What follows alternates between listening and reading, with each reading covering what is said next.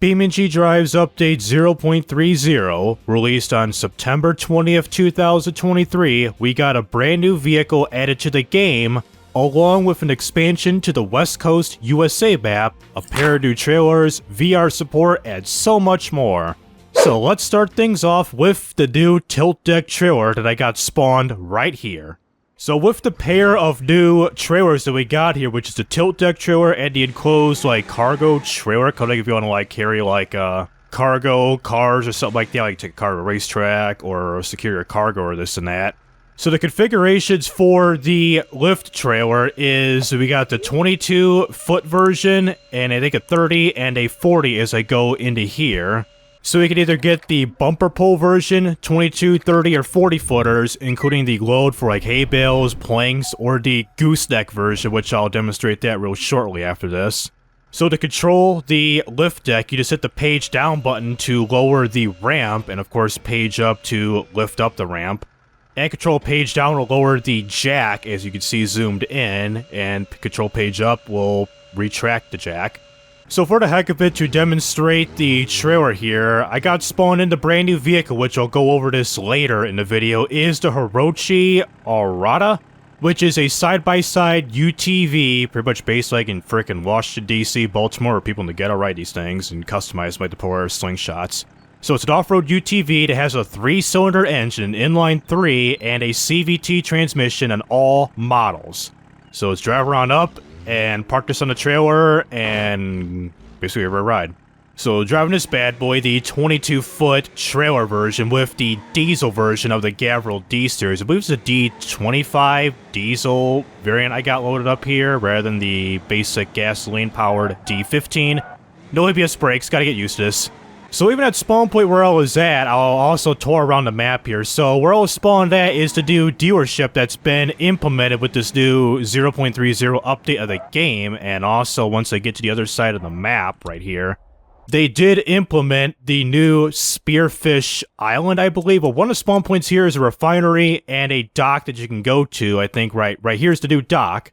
Because I don't know if you remember with this bridge here that should connect to the island like it is now. It's like the bridge back then in the older version of the game just leads you to nothing. Like you drive on the bridge, make a big U-turn, and come back on the bridge on the other side of the lane of travel. So anyways, let's drive down to the new section of the map, the new island, right this instant. I lost a goddamn load. That's what happens when you're driving freaking long-ass trailers for the first time in this game, especially on a pickup truck.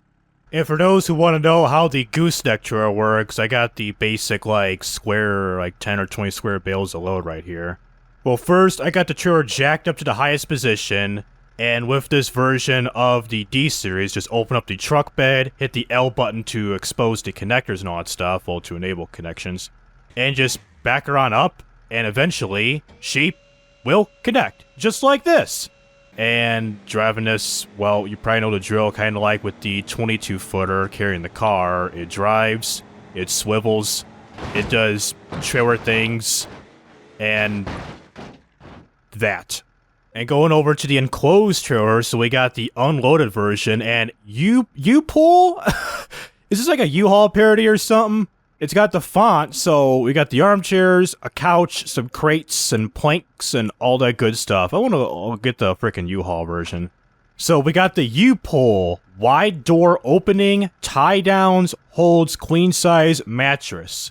Nice, and then also you can interact with this trailer by opening up the door by undoing this latch, and that too, and this latch, and that thing too, and click on the top to undo the door, and eventually you see a basic-ass armchair, or chairs, in the trailer. And what if we bring the frickin' Aurata into this box trailer? Will this fit? That is the question. We're moving, and we're in. It's a tight fit. What if we hit F2, escape, I could get out of the vehicle? I just really get out of the trailer and the vehicle. Interesting. So close her on up and check out the port section of the map. I said close the damn trailer, please. Alright, now it's compliant with me, so let's go over to the docks, which is right behind me of this factory, or this oil refinery, put it that way. And I'm kind of like hastily trying to like go over like the vehicles and the maps here all at once as I trying to wing with it. So for those wondering what the refinery is like, so here's the refinery plant that you could spawn in on the map as a dedicated spawn point with this new version of the game. So you got your little oil drum thingamajigs, hold all your oil, this and that, crude oil. And the actual kind of like refinery plant in general with this thing burning up a firestorm, pissing off OPEC at the same time. In the refinery in general, it's just what it is, just a little bit of exploring, going dips and unders like the gantries and the buildings and all that stuff with this plant. And coming up to the dock, so we gotta do like interchange right here and the entrance to the dock. So let's crash this bad boy with the freaking UTV partially exposed through the trailer. Get this boy out of here. So showing off the pour of this Aurata, what I got loaded here is the Sport Turbo version of this little guy here, and damn it, understeer right there. And we freaking micro drifted because I believe this thing, yeah, the transfer case is unlocked, so it's like rear drive at the moment. Yes, it is, just like that as I explained. And with the transfer case locked, we should be in four-wheel drive. Yes, we are. Good. So it's a mid-sized port that we got here. We got our pimped-out shipping containers, the sea up in here, more wide-open space for the ports, and exit. We're not exiting just yet. And these little warehouses here to the side, so let's check it out here. So we have the brakes here, no ABS brakes, and that was shoddy at getting in. So here's the warehouses. Garage doors open, some closed. We got these little wool thingies here. Who even cares about that, man? And some crates. Really nice. Some nice crates there, mate. And rolling up to another new section of the map just off the highway spawn is the Hot Road Incorporated Steel Manufacturing, which is a new steel plant added right here next to the highway. So that's your highway spawn. You're normally spawning on a highway, and right behind it is the new factory. Just pretty much right outside the map's boundaries. And driving up to the actual factory, so we got some more pimped out drums and stuff like that, some fuel drums, oil drums, or whatever, kind of like you do at the oil refinery. And coming into the actual building, well, here's the building. Barge right in, 70-something miles an hour. Is top speed really 70? And won't you look at this, the frickin' plant? We got the frickin' furnace going on right here. Can I, like, get into the furnace or something like that? So what's it like in the camera? That's blazing hot. Don't touch that, kids. I know this is a stupid experiment, but let's see. Yep, terrible experiment. So dropping this in. Is it gonna burn my car up? It's just gonna glide around and through on top of the bucket. What if I tell it to say, get in there, bitch? Do something. But let's say it's on fire, it's incinerating, and turn into a big ball of friggin' liquid. And I believe, yes, I believe this section you can go under, and this one too. Yes, you can, so you can drive underneath the actual, there goes the flag factory, like underneath it somehow. What about the other side? You know, so let's get an interior view of this car, seeing I haven't done so. So that is the gauge cluster and the, not the speedometer, the navigation system right here. And is that a compass or the, oh, it's a push button starter right above the GPS. Yep, so going right here is kind of like, ooh, we can see, we can go even more further underneath. Is that like the furnace bucket right here, it seems? I think so. So that is, yes, that is also a furnace bucket right here on top of this little furnace too. Interesting. So before I take this onto a time trial with this car, so just a final look at the interior. So you got the gauge cluster, the turn signals right there with my hazards being turned on. You got the instrument panel, the navigation system, and the oh she hold on this boy type of hold on bars right there. And some nice ass seats, roll bar, and the pedals, of course, brakes work, gas works, and the gears. Nice. And of course, you can interact with this car by opening up the driver and passenger doors as so. And I believe that's the only thing you can interact with, if I'm correct.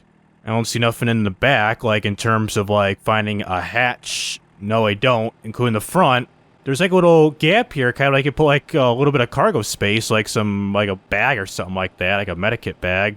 No, that's it, unfortunately. So let's do a time trial run and take a look at this vehicle in terms of performance. So here I am at the map of Johnson Valley with this quote-unquote time trial here of Short Course C, which I believe is the longest version of this little time trial at the Dune Kicker base camp, I think. So what I got here is the Aurata Wild. We just got some muddy tires and a much better suspension, top speed performance, and all that good stuff. And we're just doing only one lap around with this car. So it's great to start things off here in 3, 2, 1. Flip uprights and recoveries. I never done this before with this specific, like, time trial. I don't say it's like a time trial, but it's like a borderline, like, quote-unquote mission because it's not specifically measuring time right here. It's measuring, like, how many flips I've done and recoveries, too. And let's lock the differentials. Let's lock the transfer case, I mean, and convert this to a four-wheel drive. So we don't lose too much control off this track and get the most time as much as possible with this 20-pound turbocharger. And top speed, damn, we're going... I was a little bit too out of myself. We're going like almost 80 miles an hour. So it's like the top speed like 80, 85 or something like that. Because I know most ATVs and UTVs of like this time period and in general. So what do I go? On top, good. So most ATVs and UTVs, especially like the V-twin engines and all that stuff, were the usual top speed, especially for ATVs, was like in the mid 60s or 70 miles an hour. I believe this version goes, look at 80 miles an hour. We about capped out. So done. Finish as I roll over. And that. Well done. Try to find the best racing lane so you can keep a relatively high speed along the whole layout of a 1 minute 13 seconds, 923 milliseconds. Now here's another time trial which is kind of interesting. It wants me to do this in 4 minutes and 30 seconds called the Aurata Test Day, which is one of the new time trials added to the game, and many others for like West Coast USA and all that in general. So anyways, despite that little description, let's start this off in 3, 2, 1, rev it up. Go. 4,500 RPM, launch. Damn, we're flying already. 26 checkpoints. Don't do this, please.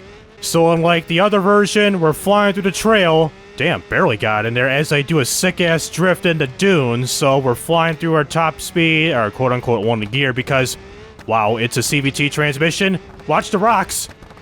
Smell what the rock is cooking. We almost got the people's elbow. No. Don't.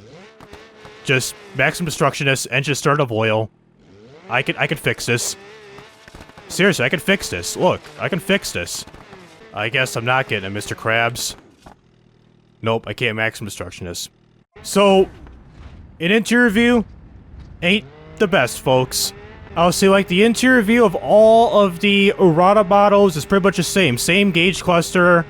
Same steering wheel, if I'm correct. Gauge cluster with the, not the speedometer, but the navigation system, the telemetry buttons, and the, oh shit, gotta hold on type of bar. My half shaft broke, folks. Alright, we're now halfway there. Oil pan damage. God damn it, it's gonna be end real soon. Oil overheating. Come on, 2 more checkpoints. We're right down there. We're right down the road. Come on. Here's checkpoint 25. And 26. Turn. 4 minutes, 57 seconds, whatever milliseconds. That's 503 milliseconds.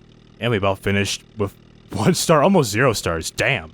So for the last variant of the Aurata, let's try out the custom asphalt variant of this car here.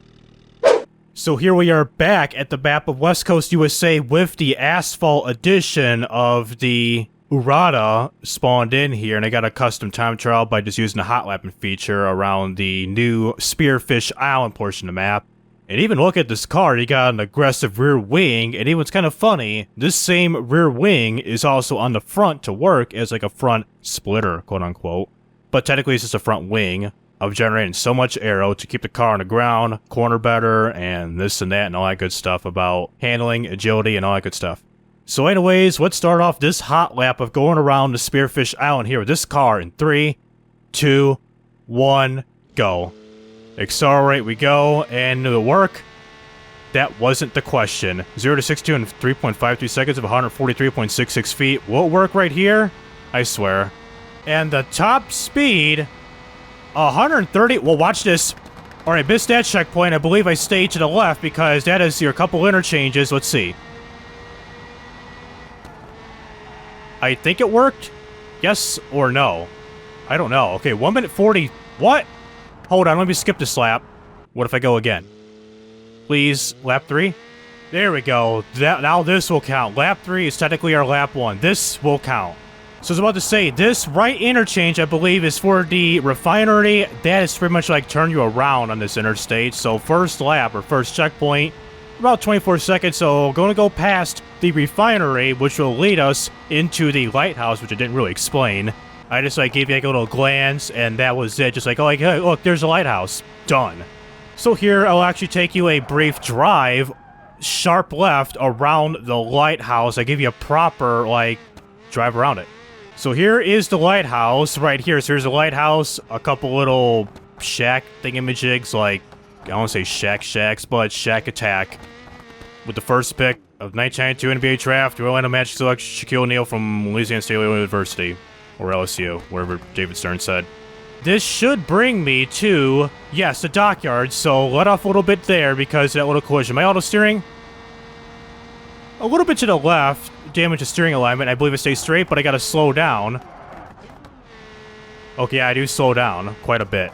Yes, correct. So I make a right turn inbound to Belasco City and the interchange to come around. Damn, this CVT, man. I was say, this interchange coming up gives me back to Belasco City, the actual town, or the dockyards, or the actual island itself, but we're going back to Belasco City with this on-ramp to the highway again. So here's the final stretch, get on to the actual highway, which this is the highway behind me, which leads out of the Refinery, so make a harrowing right. Stay away, nice drift, stay away from the center, like, pillars. 230 right there, so here's the final stretch. We can get a top speed, or no. Let's find out once we hit the last checkpoint, coming right up. So we're about to hit top speed of 130 miles an hour, and a time of 2 minutes 45 seconds, 224 milliseconds. Not that bad of a run. It's pretty much like, find a way to create that as a time trial. It's like I want to be like, tour, like a basic tour around the island. Like you start off at the highway bridge and end off at the highway bridge like I just demonstrated. Don't want to be bad of a time trial run, just doing that if I can somehow create a time trial in this game, which I know there's tutorials about it, but it's just me doing the work and doing so to make that happen. So with BeamNG's update 0.30, it's not that bad of an update as we got an interesting new vehicle, a UTV of the Hirochi Aurata that's been implemented to the game. And with the West Coast USA getting a much-deserved expansion yet again, the new island is pretty nifty as you got a new refinery to a docks, the port side, including a lighthouse on this little island. So like as I demonstrated earlier, instead of just driving on that little interstate, that little bridge that loops you back around, now you can get off the highway onto the refinery, the lighthouse, or wherever you want to on this island. So anyways, that'll do it with BeamNG.drive's update 0.30. And for those who are interested in this type of content, please be sure to like and subscribe so you won't miss out on any videos like this in the future. So this is TRIZE Rising Up, and signing out.